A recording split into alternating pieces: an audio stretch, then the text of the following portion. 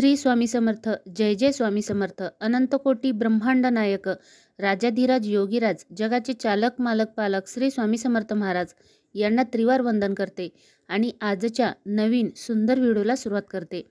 श्री स्वामी समर्थ महाराज तुमच्या सर्वांच्या चांगल्या इच्छा पूर्ण करो.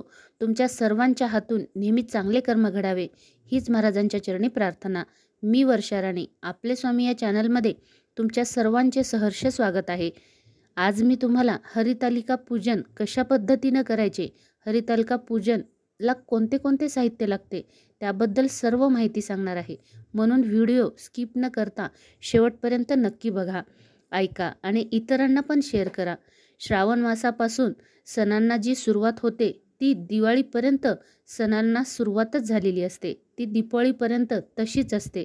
दिवाळीनंतर असणारा ऋतू इतका सुंदर व आल्हाददायक असतो की वसंत ऋतूच्या आगमनापर्यंत प्रत्येक दिवस व प्रत्येक सण ही आपल्यासाठी एक नवीन पर्वणीच असते.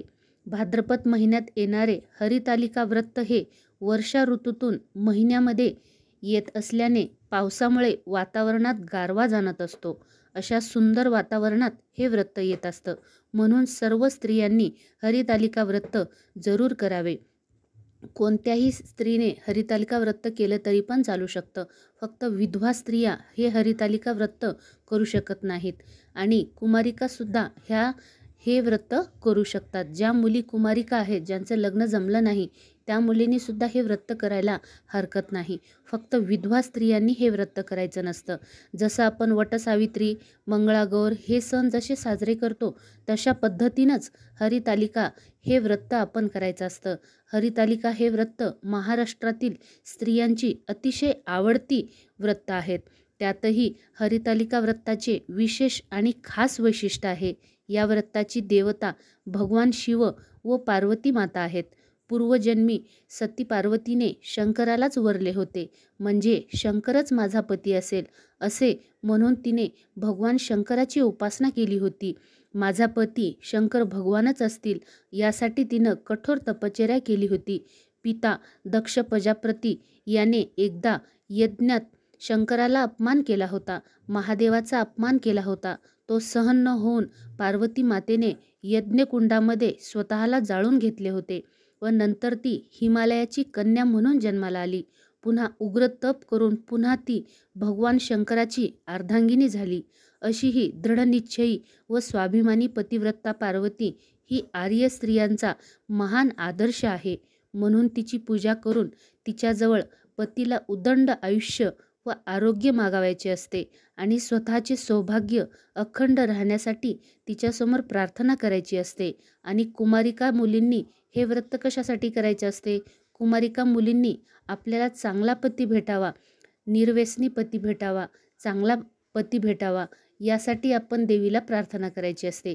कुमारिका मुलींनी यासाठी प्रार्थना करायची असते. तर पूजेला कोणतं कोणतं साहित्य लागतं? आपण एका पाटावर महादेव काढायचा आहे. तो महादेव आपल्याला वाळूचा काढायचा आहे. एक स्वच्छ धुतलेला चौरंग घ्या किंवा स्वच्छ धुतलेला पाटा घ्या. त्यावर पांढरे शुभ्र कपडा अंतरा आणि त्यावर आपल्याला वाळूने महादेव काढायचा आहे. महादेवाच्या सभोवताली आपल्याला नदीचा काठ काढायचा आहे आणि त्याच्या जवळच एक पार्वती माता म्हणून एक छोटीशी मूर्ती काढायची आहे. वाळूचीच तुम्ही काढू शकता. गंगेमधली वाळू आणायची आहे आणि त्यानुसार तुम्ही काढायचं आहे. त्यानंतर हळद, कुंकू, गुलाल, स्वच्छ पाटाभोवती रांगोळी काढायची आहे. नारळ, 2 केळी, इतर सर्व फळे, जेवढे काही तुम्हाला फळे शक्य आहेत तेवढे तुम्ही फळे घेऊन यायचं आहेत.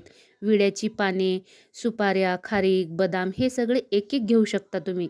त्यानंतर कापसाचं सुंदर वस्त्र करायचं आहे. कापसाच्या वाती घ्यायच्या आहेत, जानवं घ्यायचं आहे, पंचामृत घ्यायचं आहे, अक्षदा, निवडलेले धुवून वाळून घेतलेले तांदूळ घ्यायचे आहेत, अष्टगंध, शेंदूर, बुक्का, अत्तर, सुगंधी तेल. त्यानंतर हे सर्व घेऊन एक गणपती म्हणून आपल्याला एक सुट्टा पैसा घ्यायचा आहे. ते आपण गणपती म्हणून महादेवाच्या बाजूला मांडणार आहोत. सर्व विधियुक्त आपण पूजा करायची आहे. वाळूचा महादेव काढल्यानंतर तुम्ही पूजनाला सुरुवात करायची आहे. आणि बऱ्याच स्त्रिया बऱ्याच ठिकाणी वेगवेगळ्या वनस्पतीची जी फुलाची झाडं आहेत त्या फुलाची झाडाची पानं वाहिले जातात. जर तुमच्या तिकडे जर पानं असतील आणि तुम्हीही जर पानं वाहत असताल तर तुम्हीसुद्धा पानं व्हायची आहेत. जेवढे काही आपल्याकडे फुलाच्या झाडाच्या वनस्पती आहेत, चाफा असेल, पांढरी कण्हेर असेल, लाल कण्हेर असेल, स्वास्तिक असेल, पारिजातकाचं झाड असेल, गुलाबाचं झाड असेल, तुळशीचं रोप असेल, जेवढे काही तुमच्याकडे वनस्पती आहेत फुलांच्या, तेवढ्या वनस्पतीची तुम्ही 5 किंवा 11 पानं आणून ठेवायचे आहेत आणि एका ताटलीमध्ये सर्व काही पानं 11 मोजून ते सुद्धा पूजामध्ये घ्यायचं आहे. तुम्ही जेव्हा वाळूचा महादेव काढाल तेव्हा तुम्ही पूजेला सुरुवात करायची आहे. सर्वप्रथम तुम्ही पाण्याने शिंपडायचं आहे. त्यानंतर गंध, हळद, कुंकू, अक्षदा सर्व काही वाहिल्यानंतर फुलं व्हायची, त्यानंतर सर्व पानं व्हायची, पंचामृत व्हायचं आहे. अगोदर पंचामृत व्हायचं आहे. हे सर्व तुम्ही पूजा केल्यानंतर 108 जर बिल्वपत्र तुम्हाला भेटले तर तुम्ही 108 बिल्वपत्रसुद्धा अर्पण करायचं आहे. 108 जर बिल्वपत्र भेटले नाहीत तर तुम्ही 5, 11 जेवढे काही तुम्हाला भेटतील तेवढे तुम्ही अर्पण करायचं आहे. त्यानंतर गोकर्णाची फुलं, पांढरी फुलं, पारिजातकाची फुलं, बेल अर्पण करायचा, धूप, दीप, सगळं काही तेलाचा दिवा, तुपाचा दिवा हे सर्व काही तुम्ही लावायचं आहे आणि तुम्ही छान श्रद्धेने, खूप तळमळीने पूजा करायची आहे. त्यानंतर जर तुम्हाला शक्य होत असेल तर सौभाग्य अलंकारसुद्धा देवीला अर्पण करायचा आहे.